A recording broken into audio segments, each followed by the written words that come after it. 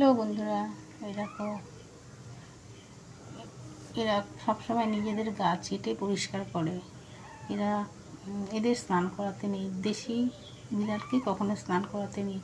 আমার নিজের অভিজ্ঞতা থেকে বলা যে আমি এরকম স্নান করিয়েছিলাম গতবার গরমে। আমি এই বিড়ালগুলোকে স্নান করিয়েছিলাম। তারপরে শীতে এদের ঠান্ডা লেগেছে, ঠান্ডা লেগে অনেক বিড়াল মারা গেল। ওই জন্য দেশি বিড়ালদের স্নান করাতে নেই, ওরা নিজেদের গা চেটেই পরিষ্কার করে। আর আমার ভিডিওতে দেখবে যেসব বিড়ালগুলোকে আমি স্নান করেছি প্রত্যেকটা বিড়ালই মারা গেছে।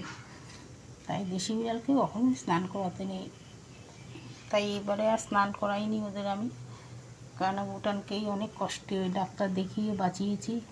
তোমরা দেখেছো নিশ্চয়ই ভিডিওতে যে ওকে আমি কীভাবে বাঁচিয়েছি। সব কটা মরে গেল, ওকেই শুধু একমাত্র বাঁচাতে পারলাম। ধন্যবাদ বন্ধুরা।